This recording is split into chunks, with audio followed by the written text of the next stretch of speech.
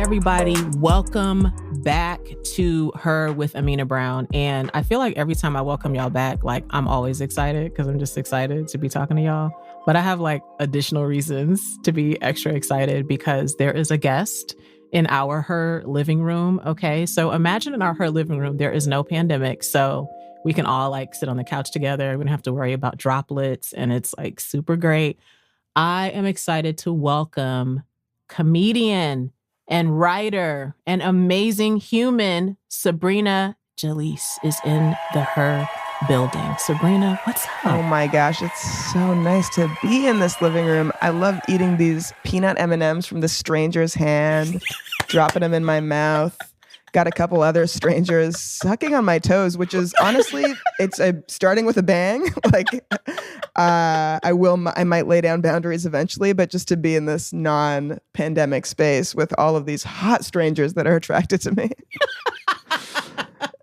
We love to see it. Now, I feel like Sabrina has given some extra, layers to our living room experience now. You're just rounding out the I don't know why I went so horny right off the top. People sucking on my toes. You started it out like you could have been Katie Couric. By the way, catch up if you haven't caught up on Amena and I's background. We did a gig together where we also hung out with Katie Couric. Did. So I know a Katie Couric when I see one, and you started out very journalistic, and I just want to say I moved it into toes and mouth within 30 seconds. Yo, like, okay, because I actually forgot until I started like looking back through my posts from 2020, and I was like, oh my gosh, we were at this same event in February of 2020. Like that felt like it was like 2 years ago. And even when you brought up the M&Ms in the living room and me just thinking, wow, the time of like being in a green room with a communal bowl of snacks. Like when is that? Like sometimes you'd be in the green room and there's not even like a spoon for the peanuts or a spoon for the M&Ms. They're just out there for fingertips. My gosh. No, it was like I was working on a sitcom the year leading, I guess that's 2019 and early 2020. And the craft services was just like, it's, you grab like chunks of cake with your hand. That's probably not what people should have been doing, or what I ever did. Full end of story. It was crazy the way Anyways, we got to, maybe we gave each other COVID. Who knows? I know I don't have antibodies and we don't need to stay. I feel like COVID is going to be this, like when we're let out loose to talk to each other, it's just going to be like this pit that you fall in that like if someone mentions COVID, it's just going to be this like swirling thing of like, and then the masks came and then we've talked about how like my grandma always saved, I come from like Southern country people, right? So she always saved the tinfoil. She felt like, okay, we use this, we need to rinse this out, we need to fold it, we need to use it again. And as a kid, me being like, why would you reuse that? Like you're supposed to use it and just throw it away. Like, I don't get it. And I'm like, wow, that's going to be us. Like, you went outside, where's your mask? Nobody in this house owns a mask. Like, I'm like, what are the things that we're going to be like retaining from this period of time? What is our tinfoil also, with this? I have to tell y'all, Well, it might be tinfoil. Yes. It might come full circle back around where our thing is going to be like, we can't go out to the grocery stores to get more tinfoil. That's it. I'm like, this is going to be a wild time. So Sabrina and I met as a part of an event that is no longer, although I cross my fingers and hope it comes back. We used to do an event called Together Live, which was co-founded by Jennifer Walsh and Glennon Doyle and Abby Wambach. And it was like a renegade tour of all these mostly badass women. Well, no, let me say that differently. All of the women were badass. It wasn't all women, but it was mostly women. But all the women were badass. I was going to say, right? I was like, what is your gossip? But Sabrina and I didn't actually get to do the tour together. But Jennifer Walsh put together a crew of a few of us for Makers Conference, which was in LA in 2020. And I have to say that was the fanciest hotel room that I probably have ever stayed in my whole entire life. I think I actually still have video of recording the inside of the room. That's how fancy I felt. I was like, this is happening. I love a nice hotel. I'm going places. So Sabrina and I met there and we all the cadre of us opened Makers last year. So we were like putting all our stand-up poetry songs. It was like each of us went up, but we were all like on stage together all the time, which was like the vibe of Together Live. So Sabrina, I'm glad that we did that before everything just closed up and went real wild, because then I got to meet you and actually see you doing stand-up live, which was dope. Thank you so much. I also treasure that memory. And I mean, the taste of performing live, like it truly is. You were saying when we were like gearing up to do this, that you're going to be so extra when we get to perform again. I think that's like, yeah, Together Live was so great. And it was, I mean, can we say that we're recording this the day after the Capitol was stormed by the Looney Tunes? We should talk about that. It's important. Mm-hmm.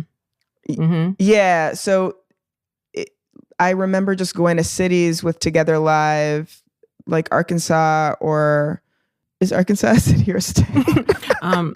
It is a state. I didn't grow up in America. Is it a state? It is a state. Did I catch myself? I feel. Oh, no. I feel like a lot of the cities could have similar vibe. All okay. have an Arkansas vibe. I am a green card holder, and I haven't taken the test of like knowing. And I've also traveled to all these places, but you know what? Geography is not my forte. Same. What is my forte? Joining Together Live, stepping on a stage with all different peoples, different walks of life, people in the great city of Arkansas, in the audience, but just connecting with each other. And it actually doesn't, strip away the names of the places that we live in, and just, it's all feelings. And that tour was so special for that, for like, I think it seems like that chicken soup that could heal the Capitol stormers' soul, but who knows? Those people seem like they're wearing a lot of fur and a lot of masks and there's a lot going on. Like, it's wild times here, y'all. Like, I was telling Sabrina that yesterday was a massive day for various reasons. We found out that Georgia went blue. Both of the Democratic senators, Warnock and Ossoff, won their seats. So it was like, I spent like the earlier half of the day like, yes, thank you to my home state for being like 0.000001 less racist. Thank you. Yes. Okay. And then 2 hours later, I actually ran an errand and came home, and I turned on the news like, what is going on? What? So life is wild, y'all. As Sabrina and I are recording, I feel like a lot of us are still recovering from even seeing that. I can't even imagine being there. All the plot lines in our lives, it is truly, truly so many. There's the pandemic plot line too, that we had seen some people outside that got a false positive from a quick test. Whoa. And so day before yesterday. So yesterday started with me getting my COVID test back saying we're negative. And then Georgia, and then the Capitol. It's just like, it really feels like we're in an Aaron Sorkin fucking Jordan Peele fucking add all the brilliant drama twists and turns. And that's what we're up to here. I'm like, but then we keep on talking and connecting. Here we are. And that's the plus of podcasting. And I'm so happy about that. And y'all, this will not be the last time you will get to hear from a woman of color comedian on this podcast, because I love talking to comedians. Imagine it was. It's like, that bitch just wouldn't shut up about the Capitol, trying to talk about comedy. And she's talking about these. Yeah, we get it. They wore fur. I mean, there's a lot of layers to what makes comedy. There's a lot of layers to that. And some of it is real, like crazy things like this that happen. We have to get in all the layers of that. We got to get in all the layers of that. So I want to start with, if you can think about it, what was the first time you knew that you could be funny? I feel like being funny and humor and getting laughs has just been like sort of a part of my language with the world. So it would be like remembering my first word, because my first word was so funny. Is that an obnoxious answer? I don't care. I'm here for it. I'm in control. I'm the captain. Yeah, I grew up with a big Pakistani family. My dad was the eldest of 8, and his whole family immigrated to America. First stop was North America. First stop was our basement in Canada, in Toronto. Wow. And so I grew up with this huge audience, really. And I think as we were just talking about, the state of the world and it just and comedy, it's like it really is some of the deepest laughs, maybe the deepest laughs, are this burst of tension, building tension and then smashing it open. And that's what starting comedy was like for me, for sure, because I was sort of, it was shortly after 9/11. I was 16 years old, and I'd lived my whole life being pretty just like not interested in talking about the fact that I was Pakistani, because it was like it's just like Apu is out there and that's the only representation. So it was just like, it was never, and that was Indian too. Pakistani's even nerdier. They're not drinking. They're the terrorists. It's like, but then it was after 9/11 when it was so bald that in the news and the way people spoke, and people just talking about Pakistan and like terrorism and it being synonymous, it felt so tense for me that it starting to do stand-up was this sort of pop of that tension, like starting to talk about, and then that one thing led to another. It's like talking about joking, owning the joke of you thinking that my father is a terrorist and you're the silly one for thinking that, and owning, having a mustache. Like I had a mustache at like 12 years old. It was like this huge secret for me that I like went to electrolysis every week. And then writing jokes about it was like so empowering. It was, turn these things that were embarrassing things into empowering things. So that's, I know I did not actually technically answer your question. You did. I ran all around the gym. I tried all the different machines. You said do a lunge, and I've been on the elliptical. I've been on the Peloton. Got on that rower. You got to get that arm work in there. Okay, let me ask a follow-up question. I got on that rower. Because I'm curious about this, and I'm always interested in talking about the comedic process, because even though I'm not a comedian, as a poet, a lot of the process of how stand-up comics do stand-up informed a lot of how I learned how to do a set of work. And I think there are some ways where sort of the spoken word open mic scene can be parallel to what comedians describe to me it is like going to do stand-up, that you're there in front of this crowd. I've gone to poetry open mics because those are the places you could get some stage time and also get bigger laughs because they're not expecting stand-up. Okay. But I actually used to write poems before writing stand-up. I had a book of poetry, and my mom and dad, after I started writing some, and to encourage me, they would give me $1 per poem, and that's when the quality of the poetry went way down. And the book sort of turned into a comedy book after that. But it was just like, $1 a poem? Well, I've got a clue. It's on my shoe. Bippity, boppity, whoppity doo. So that's a lesson on incentivizing your kids, but not letting them gouge you. I do think they're very similar. It's within a joke with the tension, and then the popping the tension process would be like setup and punchline. And for poetry, is there a way to describe the rhythm, or it's still like you are setting things up to rhyme them and to connect? You're setting up ideas to connect them. Yeah, I think it's totally the same. Basically, I am a poet and you're a stand-up. Okay, I needed this validation right here. And in the movie of us, Freaky Friday, where we switch, and I am a poet, Amena, and you are a stand-up, Sabrina, which great names together. That movie is probably just a montage of us doing great at both things.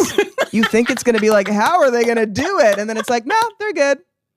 Everything's going to be great. Yes, because I feel like my experience as a spoken word poet, why it feels similar to me. But I'm going to ask you about it too, because I want to hear your thoughts on it.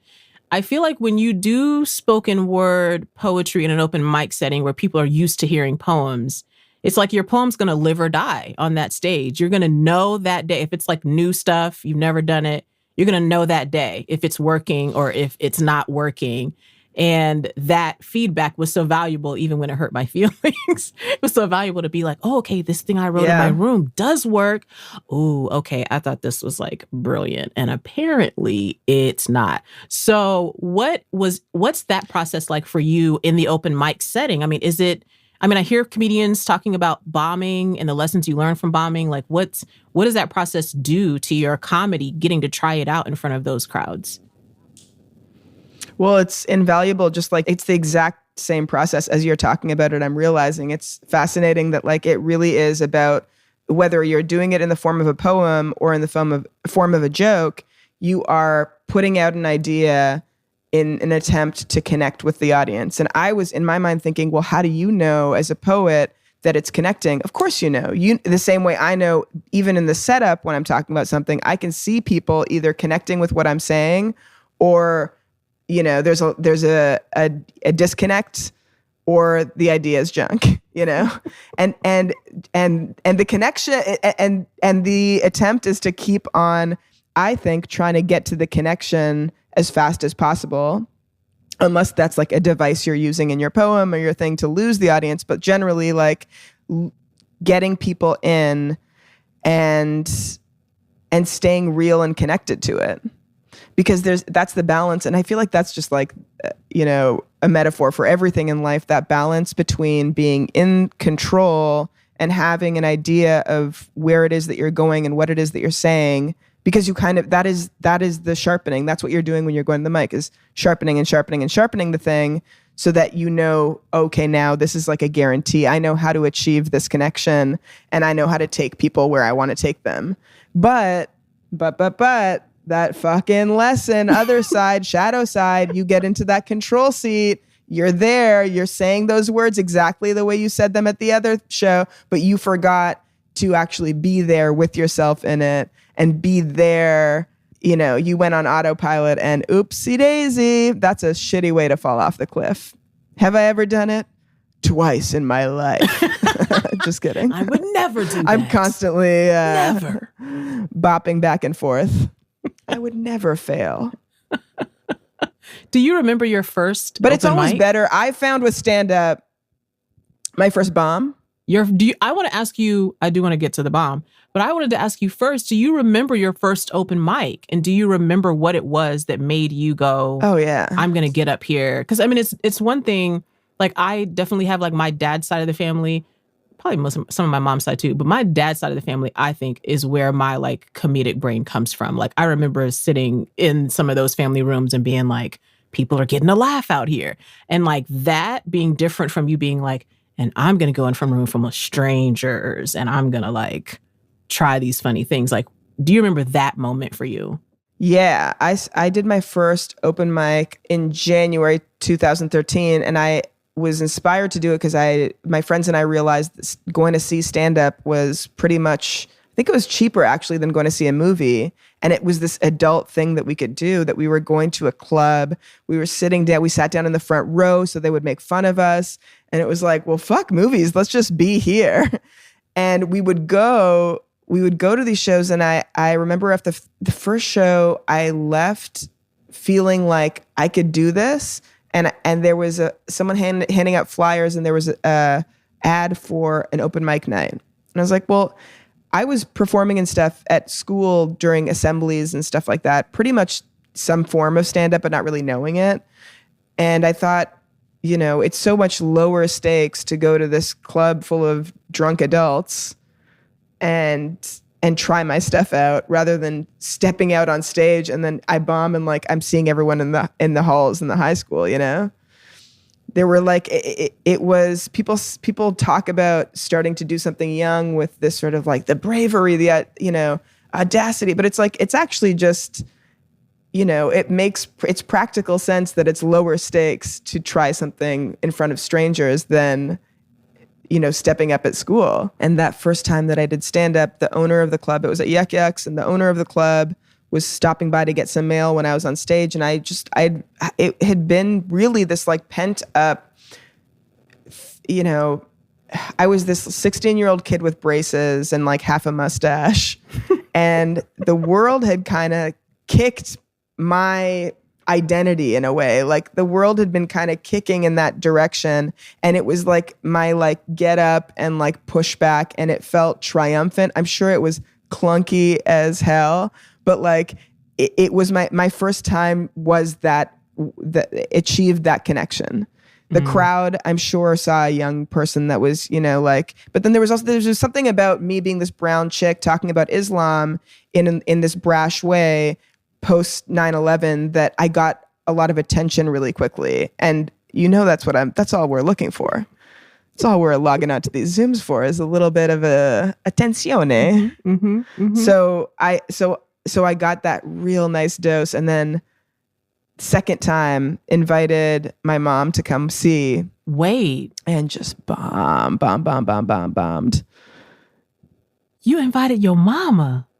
Wow. Well, I kind of had to, because I had to get into this bar. Like I needed her to like let me in. It wasn't like as sweet. I also invited this guy, Scott, that I had a crush on. But you know how crushes go when you're like a lesbian, but you don't know it. And then you're like, the high school president. You're like, I want to be high school president. I want to go on a date with Scott. Anyway, it didn't happen. Invited him to the show.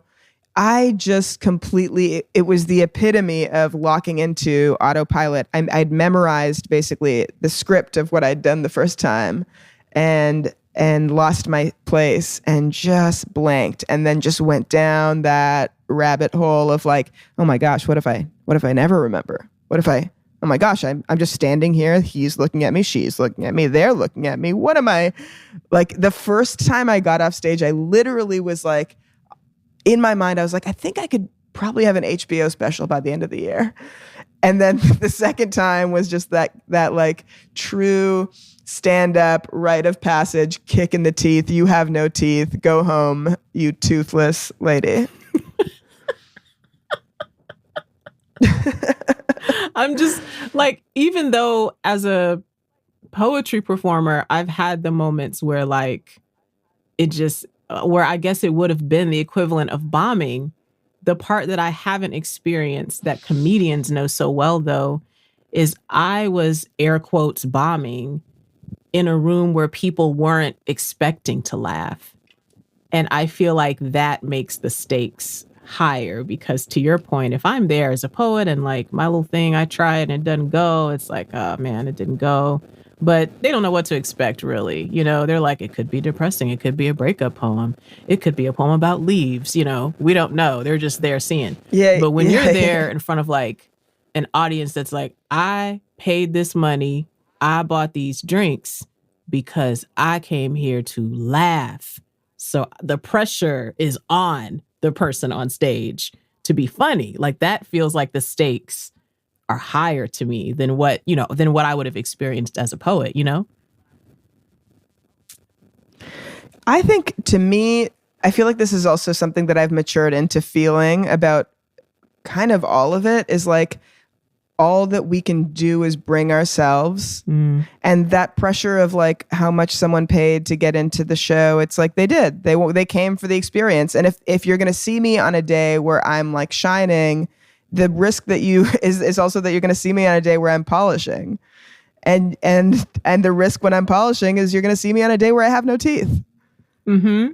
And then that's going to be the experience for you. You're gonna watch my 15-minute special on Netflix where I killed. Then you're gonna turn to your weird-looking boyfriend, because why didn't you enjoy me the first time? I'm really going there with this person, and you're gonna say, I saw that bitch bomb. But then also the other thing is the real maturity of it is on the other side of that is the more you do something, the more prepared you are for it. And in the preparation with stand-up, which I'm sure it's also similar with poetry, you are prepared to share the polished stuff. You're there. You can. It's a system. Like for me, at least, you're sandwiching in some guaranteed laughs, and you're taking some risks. It's almost like I would think it's probably like for an average person, it's like a job interview. What are you going to go? You're going to go in there just like not thinking about it at all before you go in? No, you're going to think there's going to be some questions I know they're going to ask me or that I can lead to. I've got those stories down. I know how to connect on those stories. And everything else, I got to trust that I'm like in a good enough headspace to just like wing it. And I think the thing with stand-up, and maybe it's similar with poetry, if it really is about the honesty as a way of connect. I really think that an honest connection, it's really about an honest connection. Like I don't think there is a way to bomb if you are truly sharing. I don't know, maybe there is. I don't want to encourage people. You know what? It's a pandemic. Don't go out there to the open mics with your disconnected shit. No, I feel like if you're, even if you are a disconnected person or you're antisocial or whatever, you're not like a man of the people, you still, if you shared one thing that was true and then reflected on it, you'd probably have a pretty good joke. And I always tend to, that's what sort of inspired me to start was this like a little bit the Islamophobia and probably also just being a girl in hoop earrings and a tube top and my brother's jeans, being like, why does the bottom part of my body look right and the top part feel like I'm a drag queen? I think that another sort of recipe for comedy sauce is going to be some strife and some fish out of the water, some feeling like, why am I the only one not normal here? Ooh, that's powerful. That's powerful to think of that. Why? Like, because then it's like if I come to stage with that as a performer, like almost every human being can identify with that feeling. Almost everybody has felt that in some way. Yeah, the irony too. Yeah, to talk about what makes you feel like you don't belong, being the thing that actually is the key to belonging. Ooh, I didn't know it was going to get this deep, Sabrina. I didn't know it was going to get this deep. That touched my soul in a place. Okay, let me ask you about this. What is the role that writing plays in your comedic process? Like, I know that every comedian's different. Everybody has a different way. Are you a person that is sort of putting some things in a note app or in a notepad somewhere as they come to you? Like, is writing a part of comedy for you as it relates to stand-up? And then I do want to talk about how that transitioned for you in a part of your career as a comedian includes stand-up, but also for you that includes comedy writing. So when you're doing stand-up, is writing a part of that? Do you find yourself writing down the bits, the jokes? How does that part work for you? I think each joke is born differently. Like sometimes I would think of like a fully fleshed out joke, and other times I could just think of an idea. Generally speaking, though, it's some kind of idea. It's like some thought or story that that feels special. It feels like it could be a seed.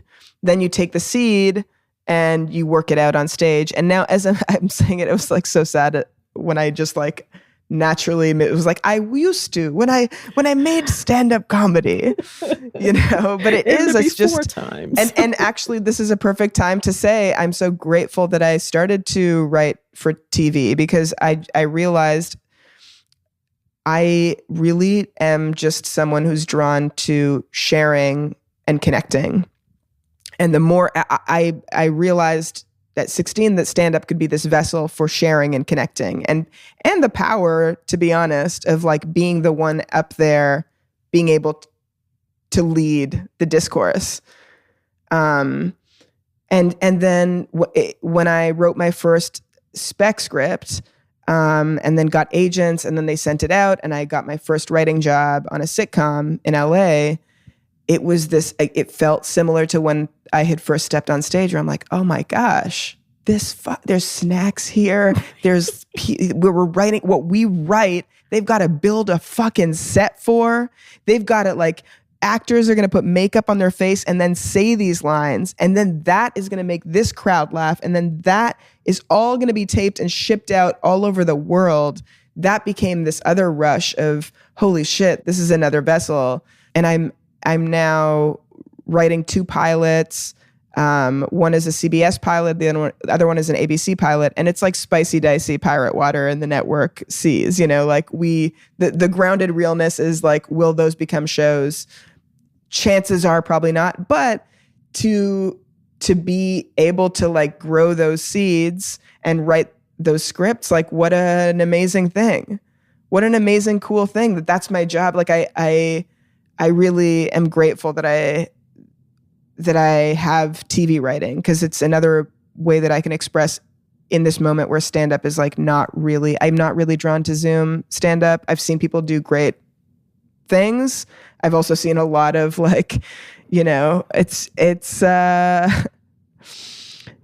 I've never had straight sex, but I imagine it's kind of like wearing so many condoms based on the stand-up that I've seen. Wearing a thick condom. I gotta say, you know, you really have to connect on what's honest for you, and what's honest for me in that moment was straight sex. I was like, if I go to straight sex with condoms, the world is my oyster, baby. I really appreciate the potency of the metaphors here in this conversation. That's really what I mean. It's gonna be a barn burner. That is a metaphor, right? Same, it is. I just realized, though, that I didn't answer your question yet again. I did the row machine. Now I'm remembering what you asked me was, do you write stand-up comedy? Oh, yeah, I did answer it. I said sometimes, and then mostly you're writing down the idea. And then for me personally, I like to improvise on stage a little bit, talk it out. Or basically talk it out with myself before I get on stage, then get on stage and realize the surprising areas where you are connecting along the way. That's the interesting and cool thing, is, like, you think you know where you're going, and then you get on stage and it becomes sort of like surfing. And to me, that's the most fun. That's the thing that I miss, that moment. That's the real connection, where you're informing each other, the crowd and you are moving together. And it's pretty much feels like straight sex, no condom.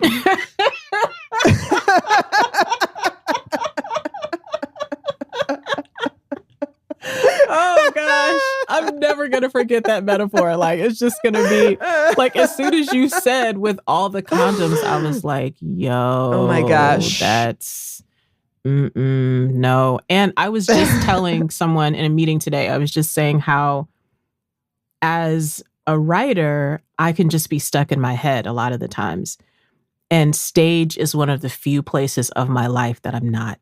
Like, I don't know. It's like I get up there, and if I'm, in a good space inside myself, it's like I just get up there and start talking to people, and I almost I forget to be self-conscious, or I forget to be stuck in my head about it, which then takes some of the things I thought might be funny, and then I tried them out on stage there and was like, hey, I just said that thing that I didn't mean to say. And that was actually funnier than the thing I had written down I was going to say. Uh-huh. I mean, that just shows you how thirsty people are for something real. It's like the moment that you say the thing, and then they're a part of the moment that you know that you said the thing, and then they know their part. They're kind of writing it with you. I remember that's why we would sit in the front row at the stand-up show. We wanted to be a part of it. Now, when you told me that, I was like, Sabrina. Then I would grow up to despise that kind of person. Not actually. We weren't yelling at them. We were just waiting for them to be like, hey, Spice Girls fans. And we're like, we do like Spice Girls. What are you, the Spice Girl groupie squad? He's talking to us. I vividly remember the first show I went to. One of the comics, she kept on like fiddling with her eye, and she looked over specific. Oh no, she didn't look over. She was like commenting on how her mascara or whatever was bothering her. And as she walked off stage, she looked at me and she goes, "Hey kid, never wear liquid liner on stage," and kept on walking. And I was like, oh my gosh, I'll never wear liquid liner on stage. Just feeling like she talked to me, like a nudge to like, you know, you look back. This is, I think my hesitancy is like, I do know there is a balance with how much you can lean into signs, you know, like some people will be like, see a stop sign and be like, oh my gosh, I just quit smoking yesterday. Like it's, you know, it's like you can see a sign in a lot of things, but was that a sign, Amena? I'm going to go with yes. Tell you one thing, my little run there about signs completely disconnected me on this podcast. And that's how you do it, folks. That's how you do it. That's how you do it. I'm just like, I'm still like, when you were like, my friends and I decided to sit in the front row of a comedy show. I'm like, I don't have it in me, Sabrina. Whenever I go to comedy shows, I'm always like, I got to be on that 3-4 rows back. Cause I'm like, whenever I'm watching comedians talk to the people in the front row, like sometimes it's like, oh, you guys together? And it's like a little like friendly banter a little bit. And then sometimes it gets a little like, are they going to make those people break up? Like by the time the comedian finishes, I'm like, those people are not going to be together when the show is over. I mean, yeah, that's definitely some people's styles. I did like have a fantasy when you said I don't sit in the front row. I was like, but I bet you're like poetry self that is like not when you're like describing not being self-conscious. Like the fantasy that I had would be that you were sitting in the front row. Someone tried to like make a wise joke about you, and then you like stood up and you were like, you are roasted by my poetry. This is my dream. You know what? I'm glad you brought this up because I need to start making a list of things that I'm going to do when it's safe to go to live shows again. And I think that needs to be in my like top 5 experiences that I'm going to go and sit in the front. And when the comedian tries to come for me, I'm going to be like, you're not just about to get heckled, you're about to get poemed. Now, look what's about to happen to you. Yeah. So I'm going to put that on my list of things to do because it's going to be wild out here. Sabrina and I were actually talking about this before we started recording. We were talking about like, what are we going to do when we can actually like be back in front of an audience? And I'm like, I'm somewhere between like, I'm going to be crying and trying to hug everyone that came to the show. And also trying to find, Sabrina had to give me the name for this comedian. I was like, who's the comedian with like the watermelons? And he like breaks soap in the watermelons and people have to wear the plastic. And I'm like, I need to find like whatever my thing is. Like, I'm going to cut up a bunch of peaches and just start throwing crazy things at people. I don't know. I'm going to be so like, everyone's here in person without a mask. Oh gosh, it's going to be amazing. This is how thirsty you are to perform that you've been imagining different fruits to chop up on stage. Yes, that is the level of thirst. Honestly, I would love it, that you sold me at cutting up peaches. Like if there was someone cutting up slices of peaches on stage and handing them out, I'd be at that tent at Bonnaroo. Okay. I mean, you know, who doesn't love a peach really? I don't know those people. Maybe some people don't. Maybe some of y'all listening, y'all don't. But listen, you need to work on it. Peaches are very lovable. I'm both like thinking it's a great idea and then also thinking like, just imagine like lugging the peaches to the show and washing them. I mean, what? Do you wash them? Maybe you don't. Maybe you just take don't. Your risks Maybe everyone's out there. Vaccinated and... Okay, talk to me about this because I'm curious about this. When you went into doing comedy writing for TV, is it more, and maybe you've had various experiences, but is it more like solo writing, like you're giving us something and you write it alone? Or is it more like you're writing with other people? And was that an adjustment coming from stand-up where you're writing, well, for one, you're writing by yourself, but you're also writing for yourself. You're writing things for yourself to say. What has been your experience now being a comedy writer for TV? Well, my first job was like definitely a culture shock where it's like, okay, everybody's wearing their shoes all day long. I definitely look back on that job and I should send like just a reply all to the whole staff being like, I'm sorry that my feet were truly naked on the table. I was just Eliza Doolittle and no one was not making me the Pygmalion. Is the Pygmalion the one that she's bad and has bad accent, or we can't go down that. We do not have enough time. Mm-hmm. I am just getting word from the producers. We need to back away from the Pygmalion. We're approaching a lawsuit with the playwright of that. Tricky. It can be tricky. Book. Mm-hmm.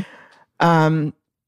George Bernard Shaw actually was the playwright of the Pygmalion. And if you guessed that right, tweet in for a chance to win a chat with me about the Pygmalion. And some sliced peaches as soon as we can. Okay. So I was like needed to be like tamed in that space a little bit because it's kind of buttoned up. My friend Jack Knight wrote on Big Mouth and he said that writing on a show is like playing polo and playing and doing stand-up is like playing basketball. Oh. Like there's like a bit of, I mean, specifically in like network TV, but also it's just, I mean, you're working with a lot of people. And so there is like a bit of like admin on who you are. And if you are someone who goes on tangents, which is not me, but some people might be prone to lose themselves in a sentence and all of a sudden be on another exercise equipment when you've been asked to lunch.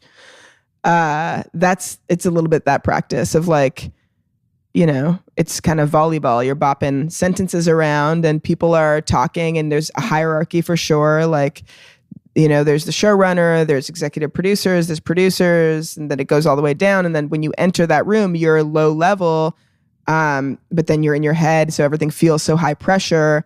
So learning, but similar to stand up or to being on stage, it's again, that balance of like having calculated things, but also being willing to participate and then knowing how far or not far to go with it. But the way that it starts, when you write on or staffed on a show, you sit in a room or a Zoom room now in the present day, but with a bunch of people, and the showrunner sort of guides you through the things that you need to do to envision the characters, and then the episodes. It always starts with the characters though. So you start with breaking the characters and then you start thinking about the situations you would want to see them in. Or if it's something like Search Party that's very serialized, you're thinking about the arc that you want to see those characters go on. I mean, ideally, no matter what, you are seeing the characters go on a journey throughout the season. So it's basically just the showrunner guiding a room full of people through the world of a show. And then starting to break episodes, which I have this board here. Wow. So that was like a whole new like language that I learned. It's like one, final draft is like a program that you need to understand. And then two, breaking stories is like, you know, there's an art and a math to it. And so that was sort of the uphill battle for me in my first show. And now, just like with stand-up, it's like you kind of know where all the tools are and you know sort of where you're going with stuff. So now I do have, with those two pilots, I'm writing them on my own, which is challenging because the natural sort of like way that you elevate things is to come together with a group and like hammer away at it as a group. And I really like that for TV writing. Especially talking it out. It's so important to talk it out. That's the thing, like the open mic, talking out the beats of what the story is that you're telling out loud always calls you to a higher level of honesty. Because you can get flowery in a document. Mm-hmm. And then once you start saying things out loud, so I find myself like right before we started talking, I got notes back on a script and I was playing with it. And I found myself walking around here and talking it out, like, you know, talking like the characters and stuff. So, you know, my neighbors think I've fallen off the deep end in the back house, just yammering in different characters' voices, but I'm addressing those notes. And just while we're here on this tangent of notes, do you get notes in your life? Like notes from other people? Yeah. You know, as I'm talking to you about this right now, I feel like no, right? It's you. It's your world. It's your just stuff. Me. I will tell you, I did like my first, like, for me, my first like big photo and video shoot for this project I was working on with Olay.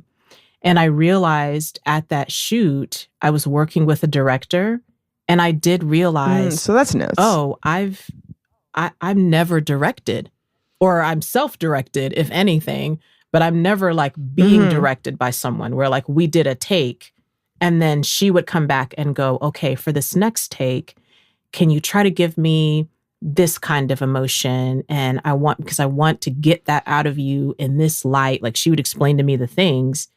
And we worked really well together. I enjoyed it. But I was also like, whoa, that was kind of odd and good. It was like, felt odd, but felt good. Felt good to be sharpened in that regard, because really the only like entity I've had giving me like notes was really the audience. You know, was to be like, okay, well, that bit didn't work. We can tell that bit didn't work. Okay, we're going to try this story again. Okay, the order you did that doesn't work. I mean, that was the audience was like my only note. So to be in this other setting where there's no audience, there's just the camera to play to, and the director's there. And also, I think in a way, this element of trusting your work with someone else to give you notes. I mean, that was kind of like a humbling thing for me, that she wasn't giving me notes to say, you're not a professional, you're not, you know, what we need here. Now I'm having to give you notes to just help you. Like, it wasn't coming from that place. It was coming from like, oh yeah, like I see it coming out of you. Give me more of this next time. And her being able to articulate that to me in a way that I could go, I can do that. I mean, it was wonderful. It was wonderful to get notes. I mean, sometimes I'm sure I get notes and I'd be like, you don't know what you're talking about because I'm brilliant.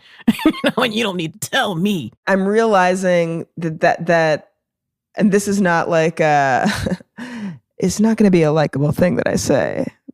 Or maybe, I don't know, whoever fucking cares. You know what? Who cares what it is? I don't like notes. I hate it. I hate getting notes. It means every single time whoever is giving me notes, it means I'm going to have to fucking work more. It means they didn't get it, which means, you know, but I guess, I think talking to you right now, I'm realizing, similar to your experience, like we were like marinated in a very insular cycle of expression. Like it's us versus it's us with the audience, but it's our work. Yeah. So when you are sharpening something and you're so used to sharpening it on your own, there is an element with notes on my work. I love to build things with people and to go down streams that people are, you know, are pointing out. And I love the collaboration of TV writing.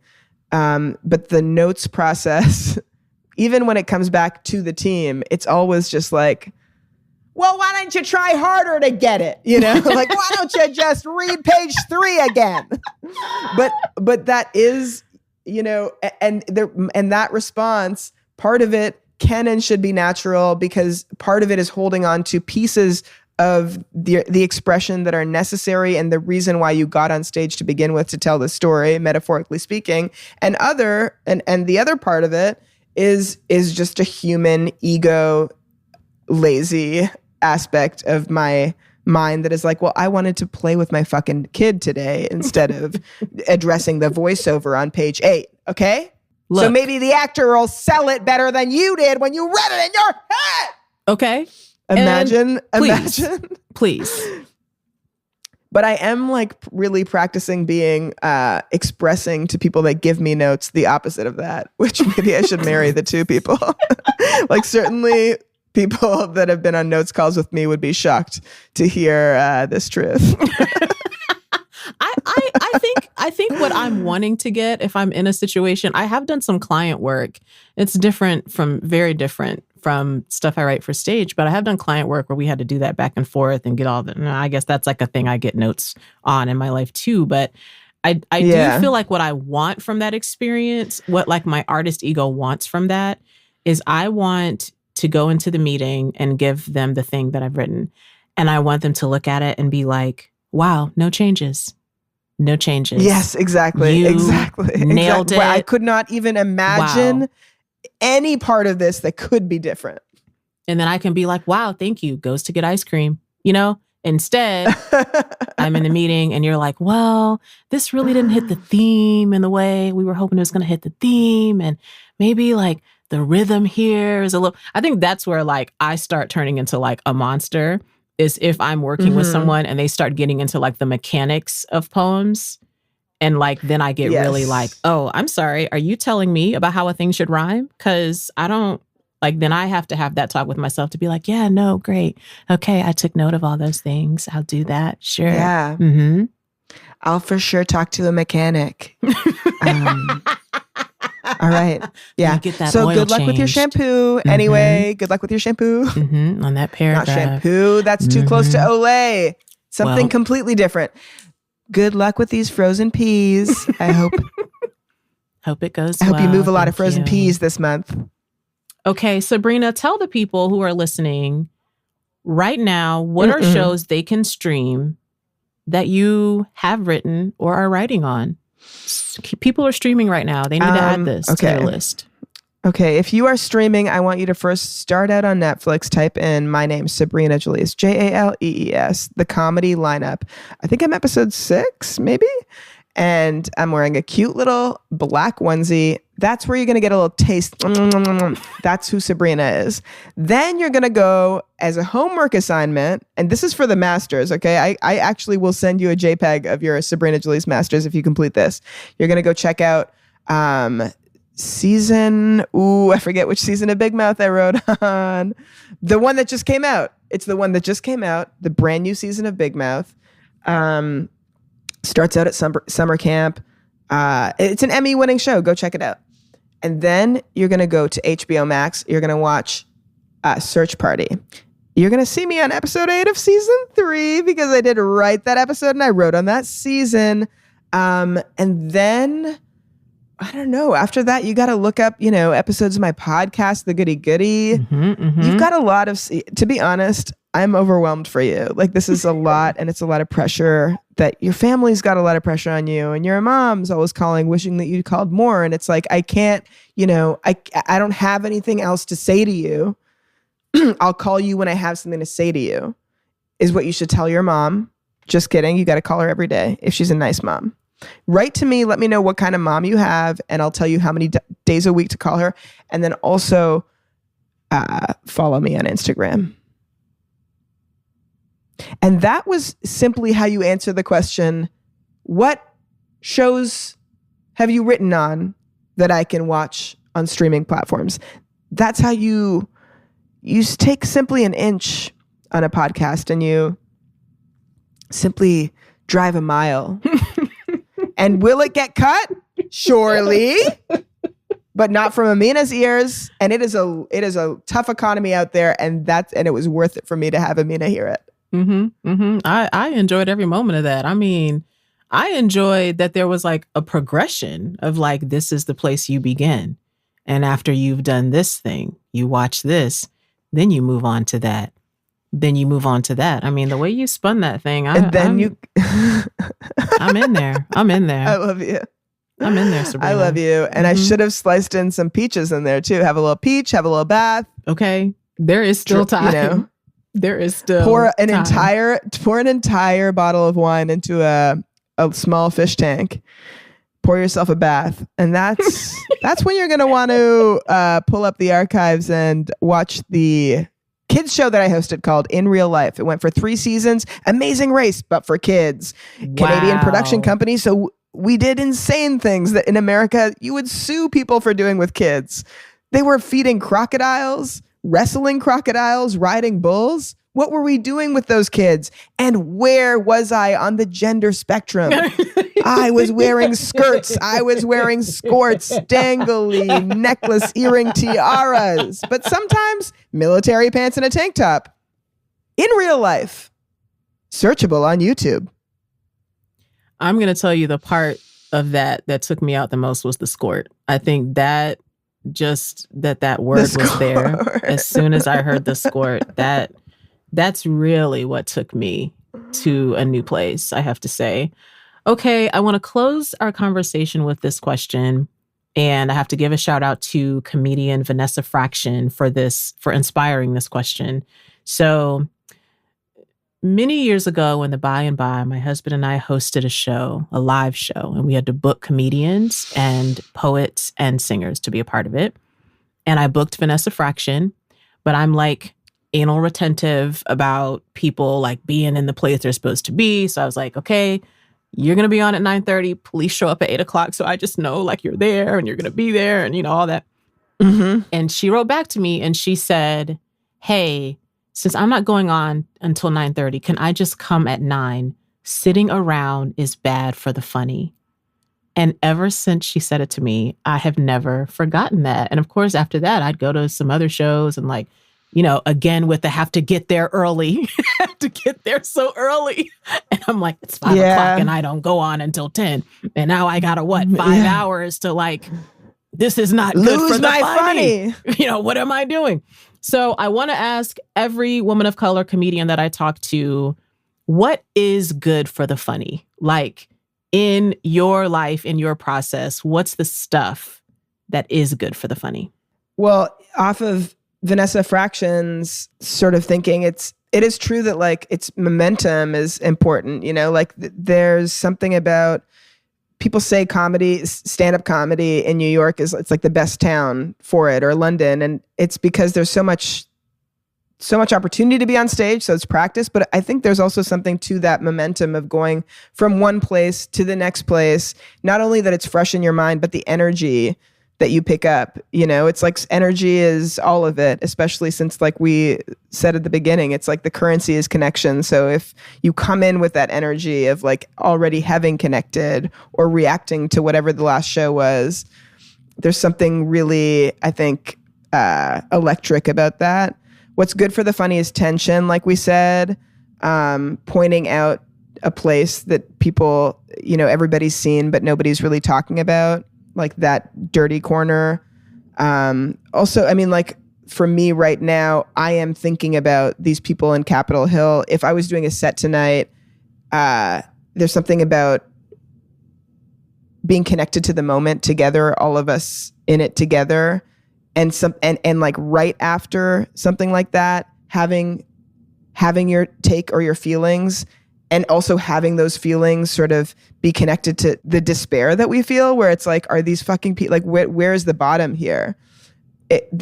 I guess that would be categorized as tension, but like just reaching around, it feels like a big sort of, it feels like you're just sort of like to me, a great stand-up set feels like I see you being the crowd, and we just sort of like walk and talk together, Yeah.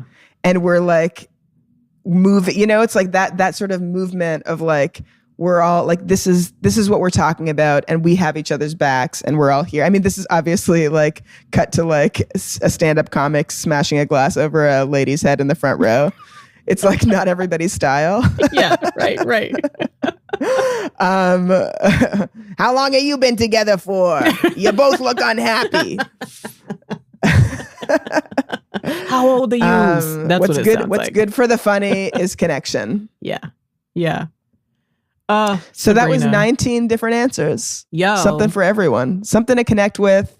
Listen, if you follow all 19 of those answers and you do the progressive Sabrina Jalees experience, the progressive stream, I feel like that could be close to a PhD, honestly.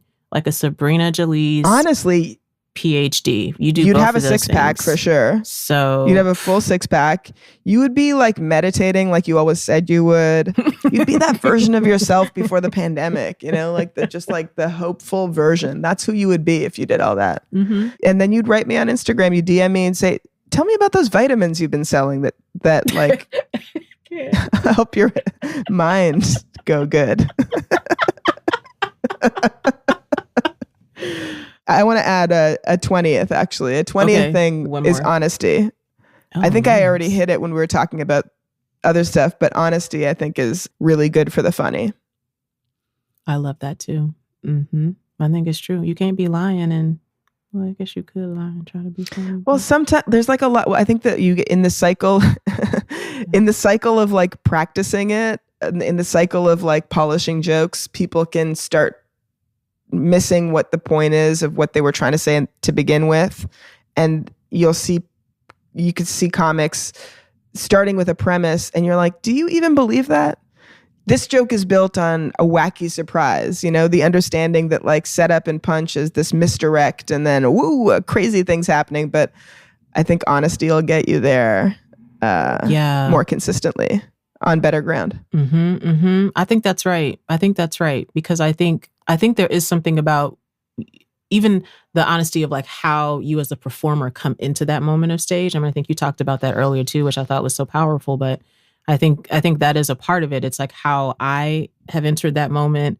If I'm fully in my skin, if I'm actually there present, I think that's a part of the honesty too. I think that's it. That was a good 20th thing. If y'all do all those things, you gonna get your Sabrina Jalees degrees. You gonna get that. Okay. Mm-hmm. And that's what people are looking for in the job market.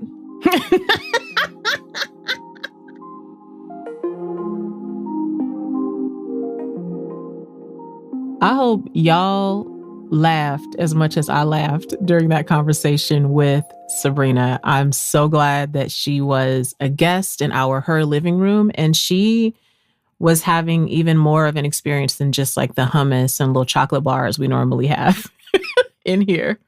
You can get more of Sabrina Jalees' funny on her Instagram at Sabrina Jalees and her website, sabrinajalees.com. And you can find out about all of this and more links to the different things we talked about in our conversation in the show notes on amenabrown.com/herwithamena. And I hope you're following me already, but if you're not, let's be Twitter and IG friends. You can follow me at Amena BEE. For this week's Give Her a Crown, I want to shout out singer-songwriter Kim Hill. And a big thank you to Black Twitter for making me aware of her. Kim Hill is one of the original members of the Black Eyed Peas, and she shared her story of being almost famous and leaving the Black Eyed Peas in a New York Times documentary a couple of years ago. Recently, Kim had to speak on her time with the Black Eyed Peas again as she experienced something that far too many Black women experience, being erased from history.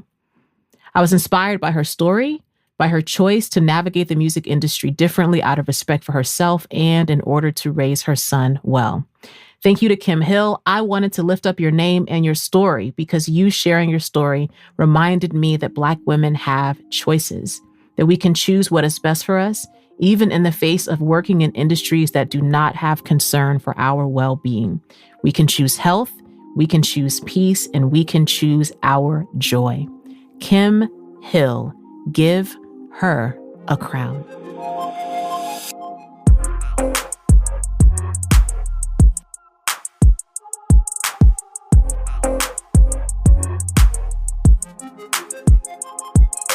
Her with Amena Brown is produced by Matt Owen for Soul Graffiti Productions as a part of the Seneca Women Podcast Network in partnership with iHeartRadio. Thanks for listening, and don't forget to subscribe, rate, and review the podcast.